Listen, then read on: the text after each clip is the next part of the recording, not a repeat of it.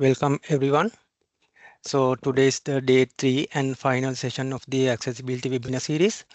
So as Shehan mentioned, during the first 2 days we have discussed about concept of accessibility and accessibility from a developer frame of mind. Uh, Today we will going to discuss about accessibility testing method, both manual and automatic. And also we will discuss about advantages and challenges of accessibility testing. So my name is Nishantha Thilakawardana. I'm one of the QA architect in creative software, and also I'm having around 5 years experience in accessibility testing. Okay, let's move to our first topic, which is manual accessibility testing. So we can divide this topic into several subsections like screen reader testing, keyboard navigation testing, focus management testing, color contrast testing, color blindness testing, zoom in likewise. So we will move to the next slide. Yeah. So our first topic is testing with screen readers. So by now you may heard about screen readers already. So I'm not going to repeat it, but I have list down 5, you can say, most popular screen readers in the market. Uh, so as you can see in the picture, Narrator, NVDA and JAWS, these screen readers are working with Windows, and TalkBack is a part of Android accessibility suite, and VoiceOver is working with iOS. And another factor is JAWS is not a freeware. You have to purchase the license, but other 4 screen readers are free to use. Okay, so I have to mention another factor. The objective of this presentation is not to introduce all these screen readers one by one, but the aim is to discuss about accessibility testing methods and how and what to test under accessibility. So I have prepared a small web application to demonstrate how your application you should test with the screen reader. So I'm going to demonstrate it using NVDA. Before that, I will give a brief introduction about NVDA. So NVDA is a free and open source screen reader for Windows, and it works with many of the web browsers and Office applications and various softwares. And also NVDA supports Braille displays and provide keyboard navigation, and also it supports multiple languages. So if you're not familiar with Braille displays is a device that you can connect to your computer via USB cable or Bluetooth, and users with visual impairments, they can read the output from the screen reader using Braille characters. Right. So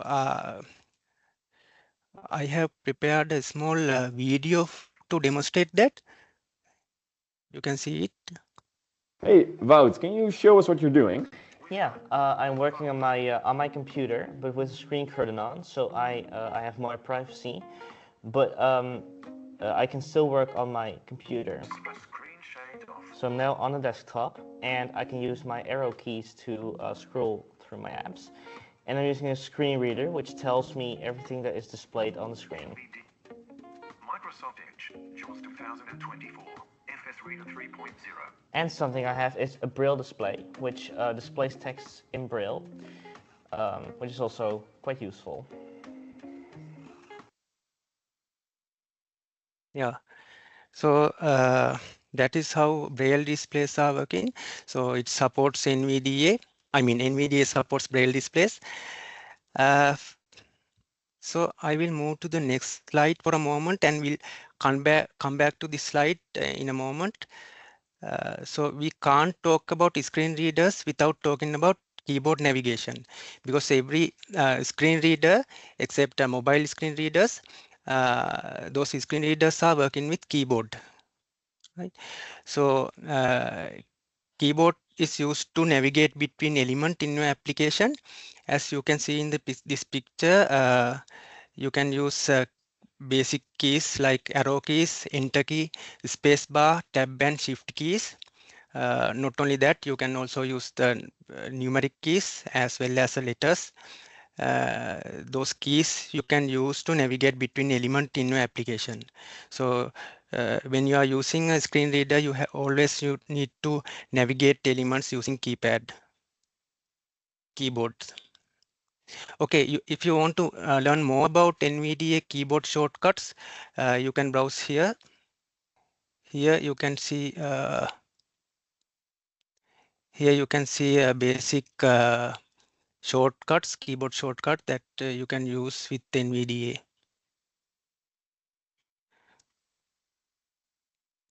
Before we go to the demonstration page, I have to mention one more thing. NVDA having two modes we call focus mode and browse mode. So focus mode, some people say it as a form mode, is used to navigate between form elements like text boxes, buttons, option buttons, combo boxes, like that. So when your application having form and you have to navigate between form element, you have to use focus mode.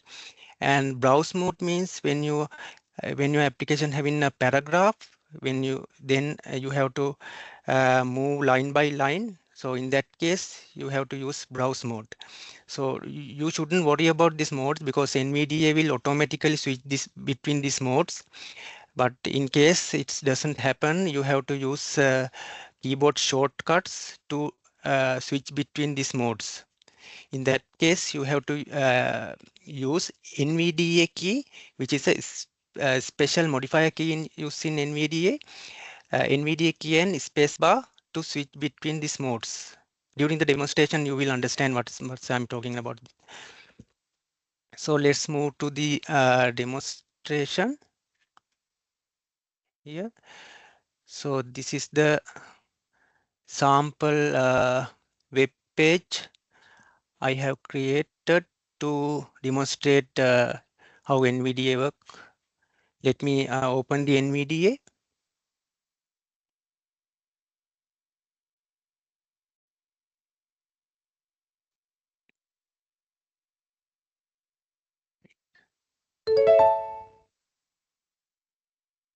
Can you hear the Loading sound? NVDA. Yeah. Please wait. Welcome to NVDA Accessibility Demo page, Google Chrome window. NVDA Accessibility Demo page. Banner landmark heading level 1. Welcome to the NVDA screen reader demo. Main navigation landmark link about. Link gallery. Link form. Link contact. Main landmark heading level 2 about this page.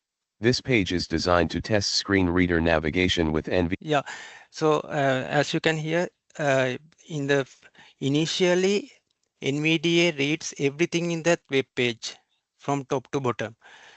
But we have to NVDA HTTPS. navigate between Bookmark this tab elements button. using keyboard, right? So in that case, now I'm using my tab key in my keyboard to navigate between elements. I will press tab key again.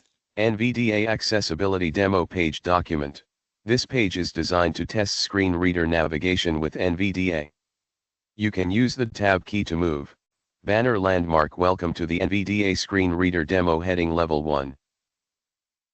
So it reads, it says it's heading level 1 and it says it's banner landmark. So it says what is the landmark and the heading level. Main navigation landmark about link. Yeah, when I press tab key again, it will move to the next clickable element, which is about link. Gallery link. Yeah, gallery link. Now I'm pressing the tab key again. Form link. Form link. Contact link. Contact link. So below the contact link, it's a paragraph. So instead of pressing the tab key again, I will press the down arrow key. Main landmark heading level 2 about this page. Yeah, it's heading level 2 about this page.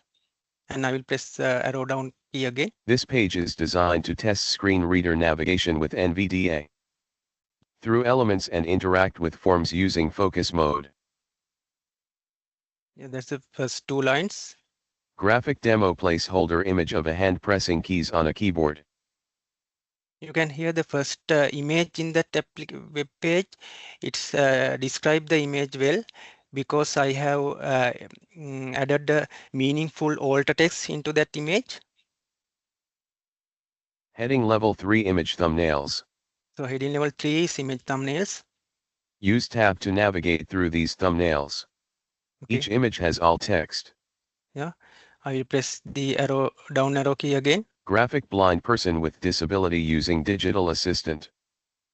Blind person is using digital assistant. That's the alt key I have entered here.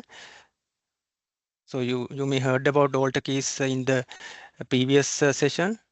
Graphic deaf person at his workplace using a video relay service to communicate via a video interpreter. Yeah, it describes the image like that. Graphics Stephen Hawking delivering a lecture using assistive technologies. Yeah, as Steve Hawking delivering a speech. That's the alt text I have added here. Heading level 4 interactive form. Heading level 4 interactive form. This section demonstrates focus mode. And name. Sorry, I have accidentally pressed the arrow down key again. That's let's go back. Edit required. Has autocomplete. Yeah, now it's form. Email. Edit blank. Focused mode. Now it's say focus mode. It should be announced previously, but I have accidentally pressed the arrow key again. That's why it's announced in the email field. Select topic. Combo box accessibility collapsed. Yeah, now it's a combo box. So we have to expand the combo box.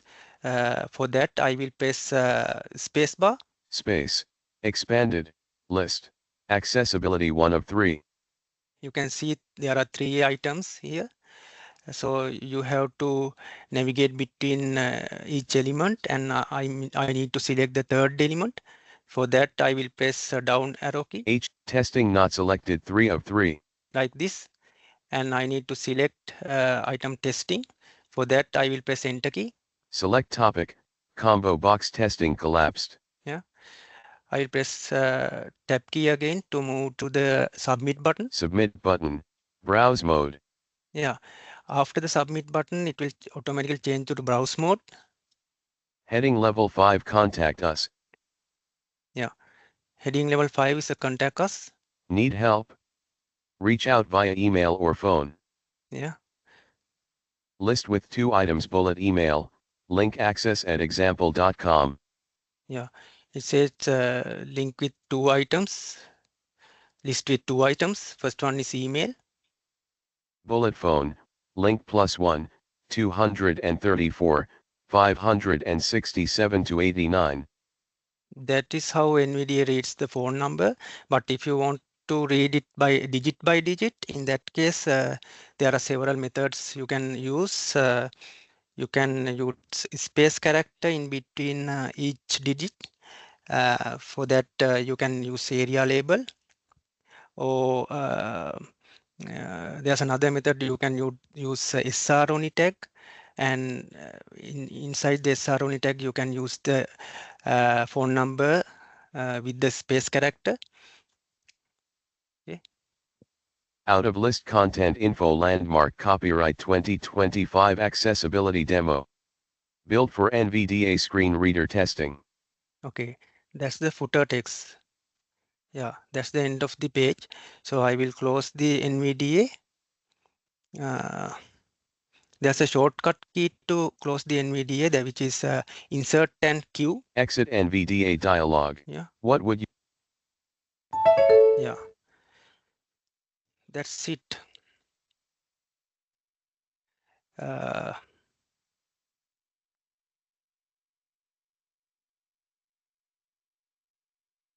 Yeah, that is how you should test your application with NVDA.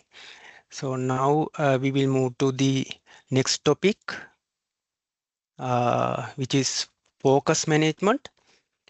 In this topic, it says every interactive element, I mean links or button or form inputs or anything should display with a visible focus indicator like shown in this picture.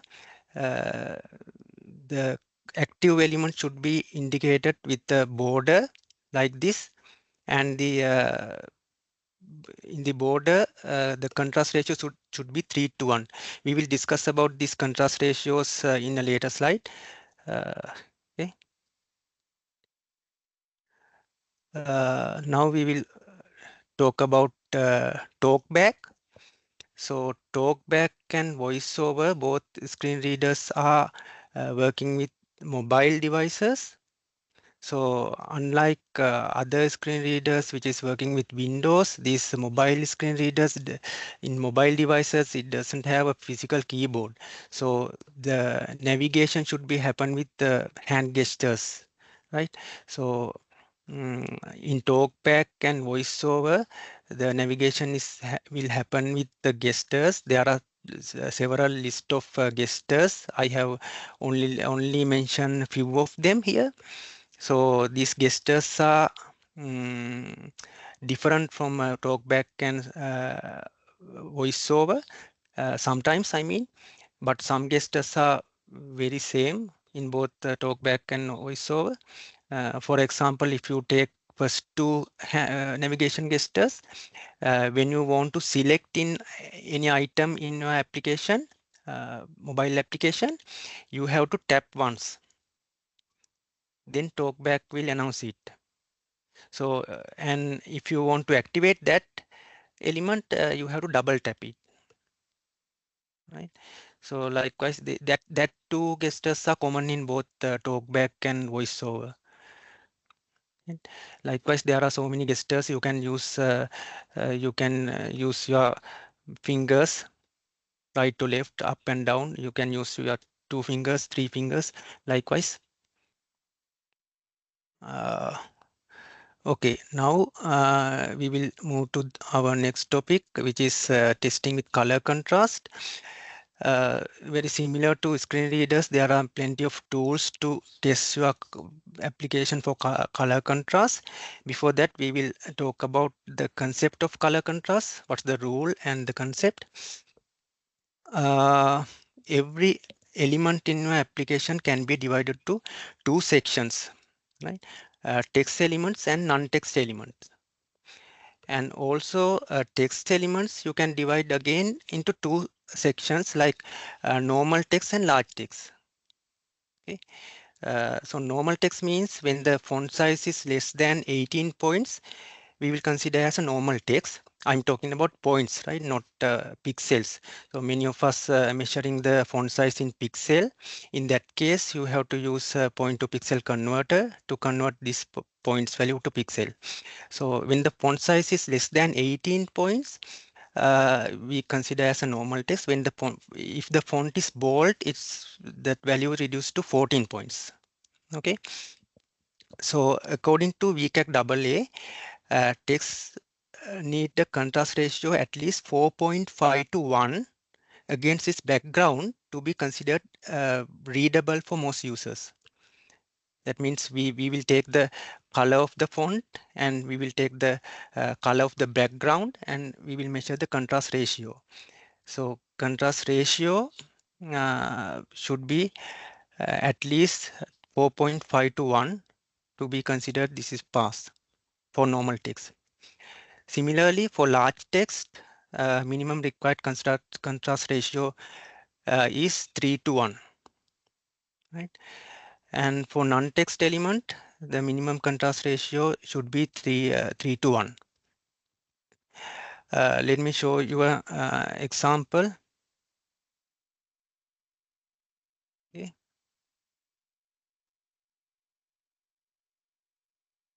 This is a sample web page I have created to demonstrate you how the contrast ratio works. So to measure the contrast ratio, I have installed one of the tools called Stark.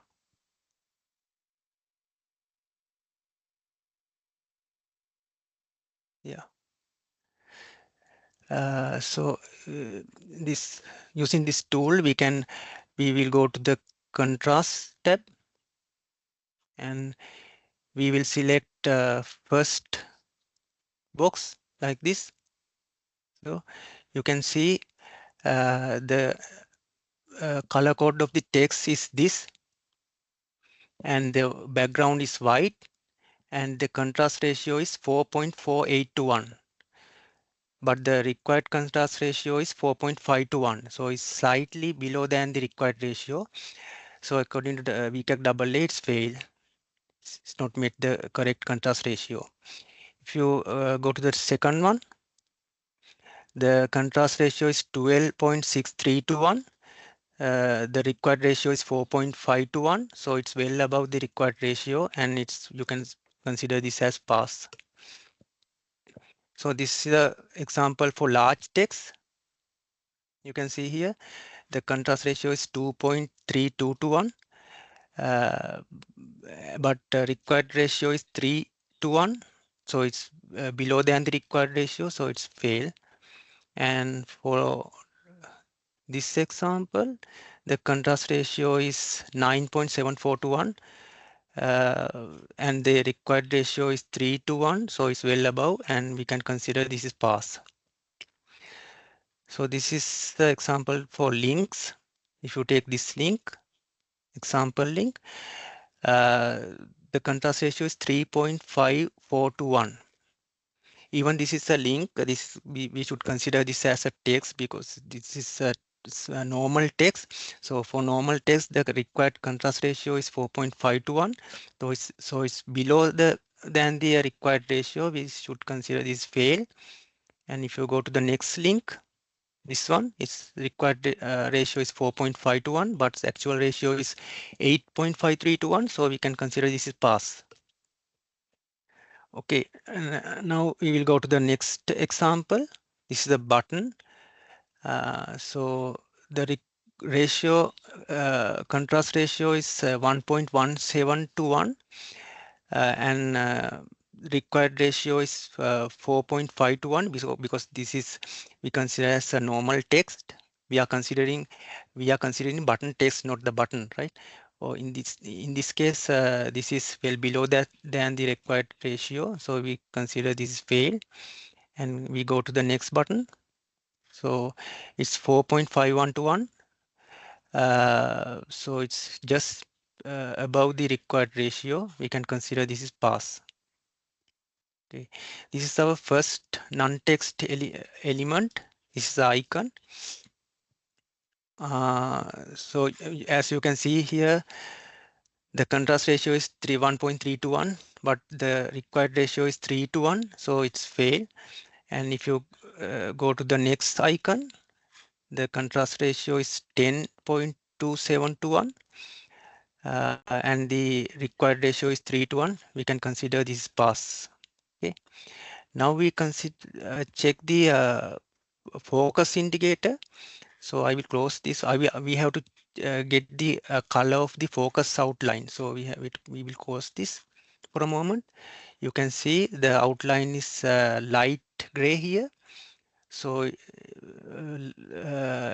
light gray, and the background color is white. So if you measure the contrast ratios, it will fail. And here it's a dark blue against its background of white, so it's clearly visible. You can say it pass, right? Okay, so we will go back to the presentation again.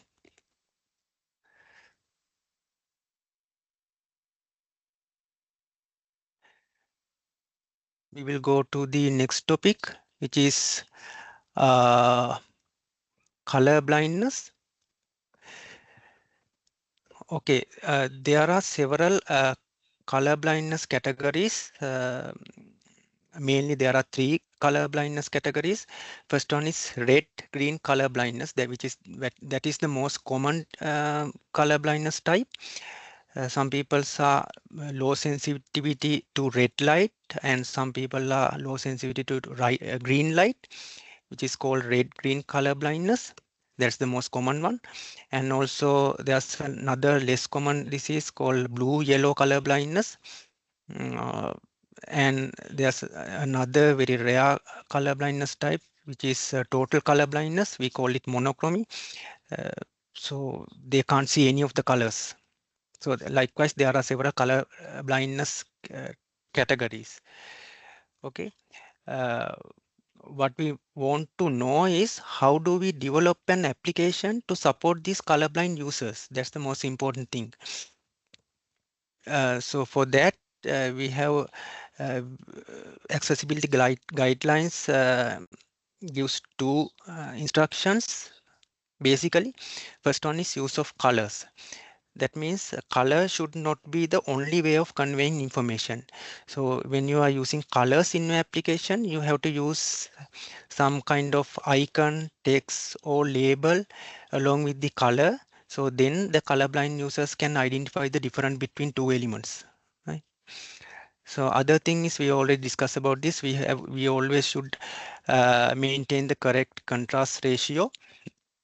Uh, in that case, colorblind users, even they can't see the colors, they can identify the contrast difference. So they can identify the differentiate the uh, differentiate two elements using contrast, right? So let me show you an example for that.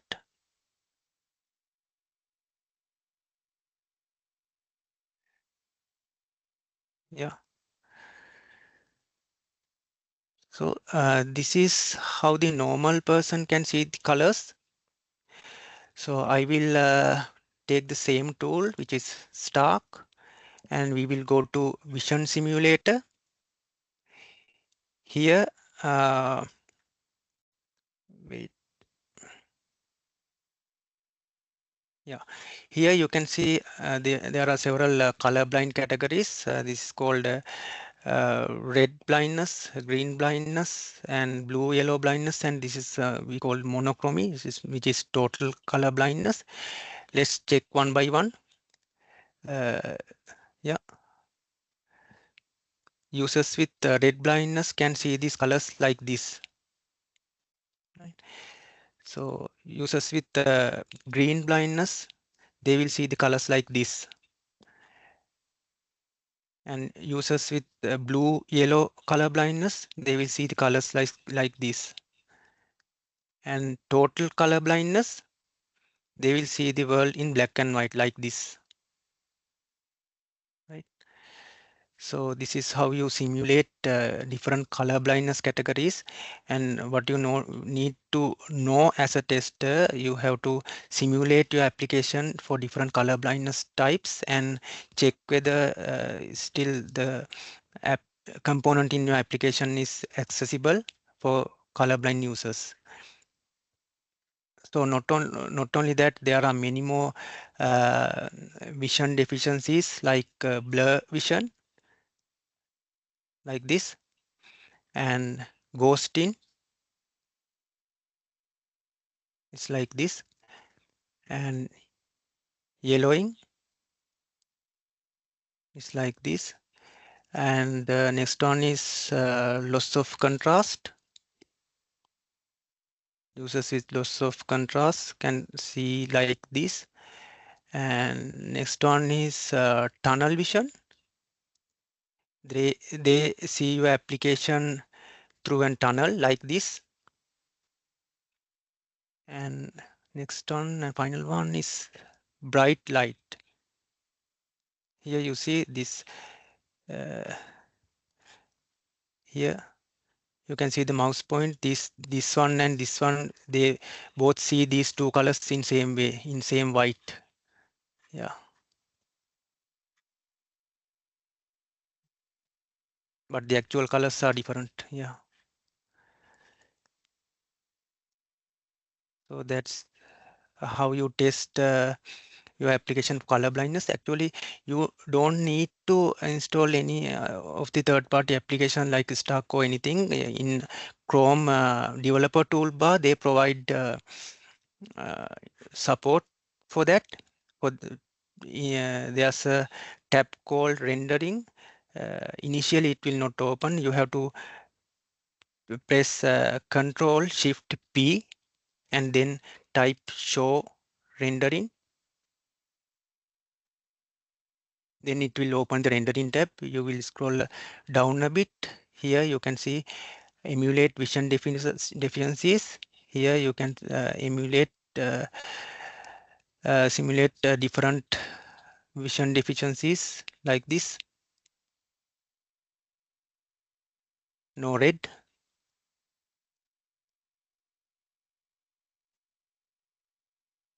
no green, no blue, and total color blindness.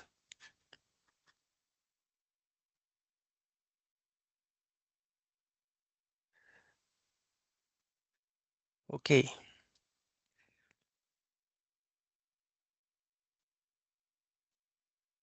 You shouldn't worry about these tools. Actually, you should focus on the concept and the rules. There are plenty of tools available. You can use any of the tools. Uh, let's go to the next slide of our presentation.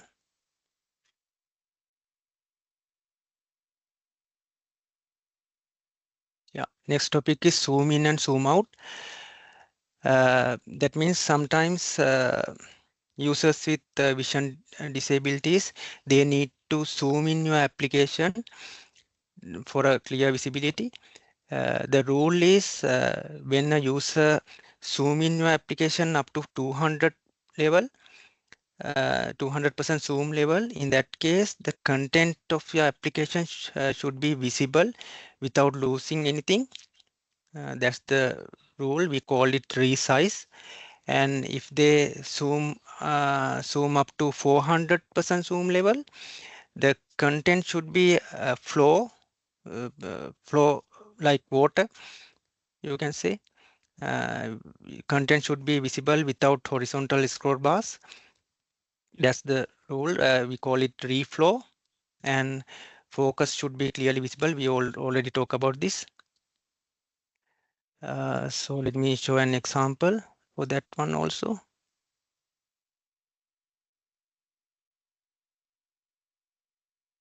Yeah, this is the sample page I have created to demonstrate the zoom level. So this is the 100% zoom level. I will increase the zoom level up to 200 like this. Okay, now the zoom level is 200.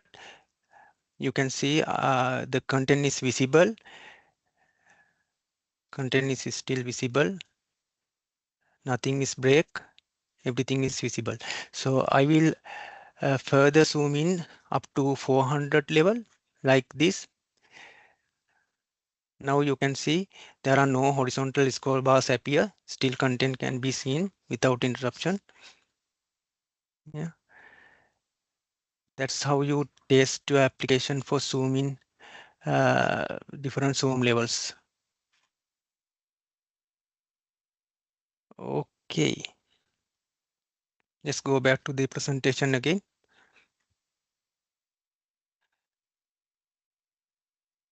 Okay, now we will talk about automatic accessibility testing. So to test your application for accessibility automatically, you can use several tools like XDev tools, Lighthouse, Wave. There are many more tools. I will prepare a small demonstration to show you how to test your application with automatic tools using X tool.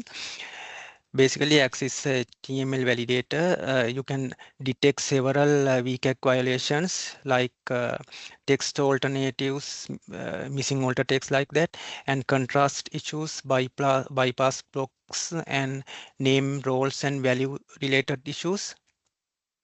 Yeah, like that. So I will show an example.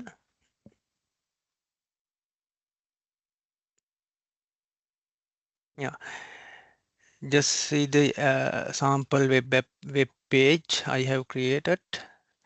I will open the XDev tool.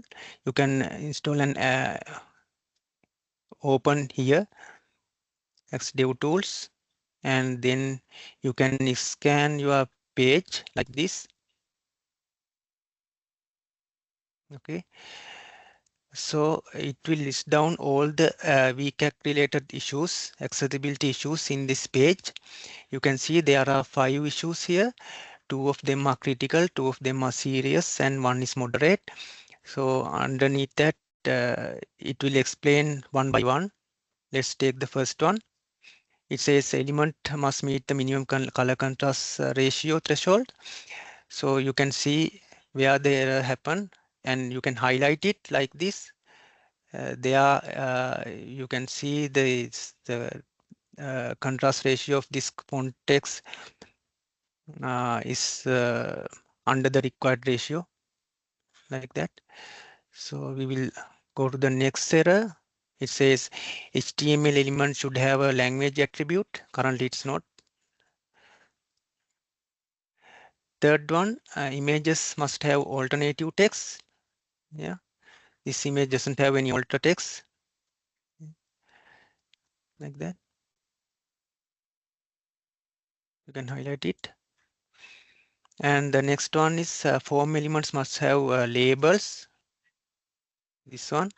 This form element doesn't have any label, so users will confuse what to type on it, whether the name or email or phone number or what. So you have to add a form label for every form element. And the final one is heading level should be increased one by one. So you can see this header level 1 is here, and after that directly it's heading level 2, but heading level 3, but heading level 2 is missing. So it's a violation. You have to increase heading levels one by one. So that if you don't increase heading level one by one, screen readers can't use some keys like H key. There's a keyboard shortcut called H key. You can press H key to move between headers. So using H key, you can move a header by header. So that function is not working if you misuse this heading level and not increase heading levels one by one. Okay, that's about it. And we will go to the presentation again.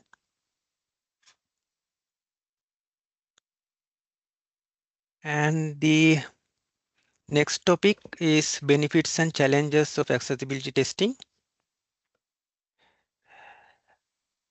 Yes, with the accessibility testing, it will always improve user experience and increase audience. You already know about that.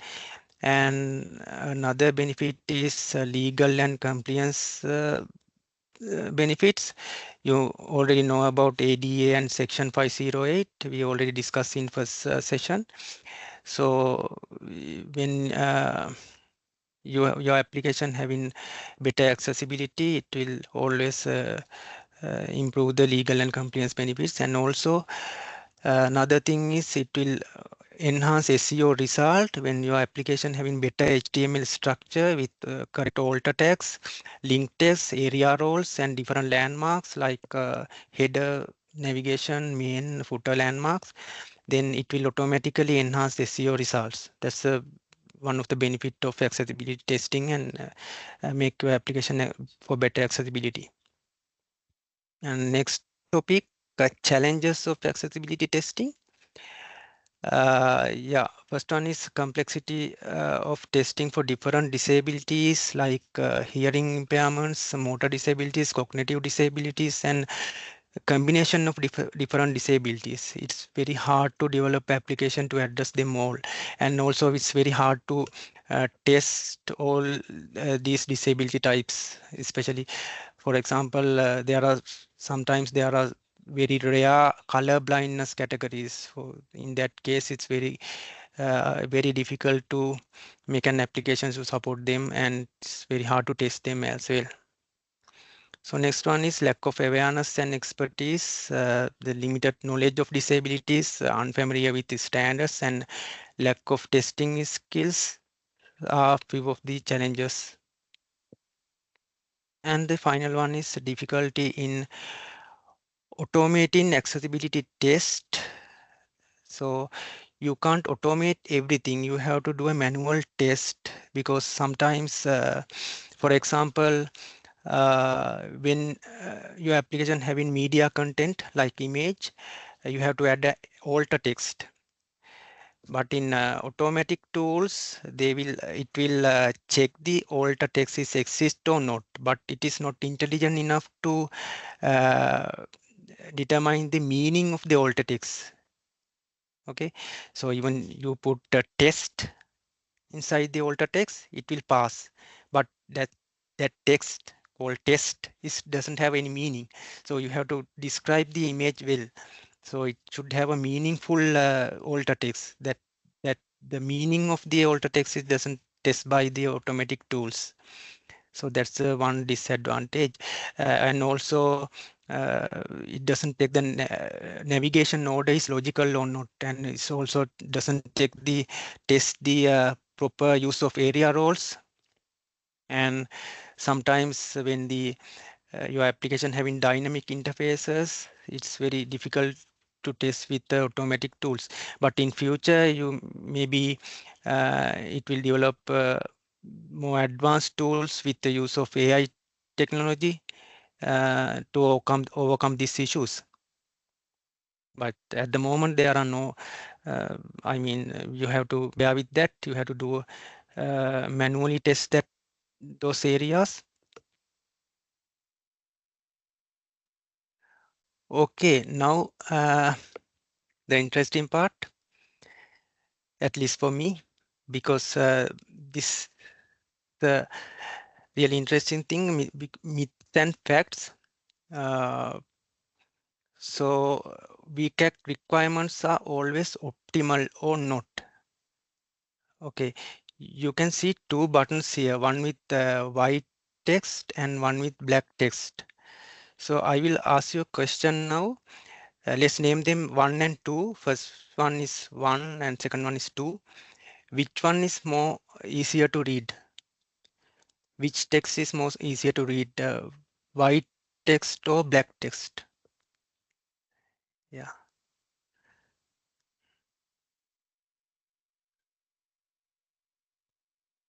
yeah. Everyone is telling one. First one. Thank you for answers. Yeah, almost almost everyone is saying first image is first text is easier to read. But surprisingly, when you apply VCAC rules here, the first one will fail and second one will pass. So what happened there? There's a clear difference between the VCAC rule and actual user behavior. So that's why we said use VCAC as a foundation, but not as a finish line, because there are some mismatches like this. So actual user experience and the VCAC rule, there are clear contradiction between them. That's why we always say VCAC gives you the basics. We should get the help of VCAC, but we should not 100% rely on VCAC. Good design should always goes beyond that. Right? Uh, so I will give you additional information here. Now this is the issue in current contrast ratio algorithm in VCAC 2.1. So W3C is developing a new version of VCAC called VCAC 3.0. In VCAC 3.0, they are using a different and more advanced algorithm to measure these contrast ratios. We called it APCA, APCA. In APCA, they use weight of the font and size of the font and several other parameters, and measure the contrast ratio in more advanced way. So they developed that new algorithm to overcome these type of issues actually. Okay. So next one, there are few more things. we focus to the first image. You can see the button text is clearly over the required contrast ratio, but if you take the border, you can't see any visible border here. You can barely see a border here, but even if the border doesn't meet the contrast guidelines, it's acceptable as long as the button text has enough contrast and it's easier to read. Yeah. Okay. So if you go to the second image, you can see first one icon with the text label. The text label is well beyond the required ratio, but if you remove the text, only icon will remain. In that case, it will fail. But as a unit, if you take the icon and text label, it pass. So we can consider it pass because it always having the text label, right? So let's focus to the third one. You can see the disable button is fail because its contrast ratio is under than the required ratio. But disable buttons are there to show something is not ready to use, right? So users are not supposed to interact with disable buttons yet, still, I mean, until it's became enable. So even the contrast requirement are not fully met, it might be acceptable because it's a disable button. So I'm telling this, how do you know? Because it's failed the VCAC requirement, but we still have to accept that. Yeah. Okay. So next one, even the color blind users, they can see the difference in contrast, right? But the VCAC rules always say color should not be the only way of communicating. You have to use some sort of icon or text or label along with the color to convey information. So as you can see, there are 3 buttons here, 2 green buttons and 1 red button. So colorblind users see all 3 buttons in same way.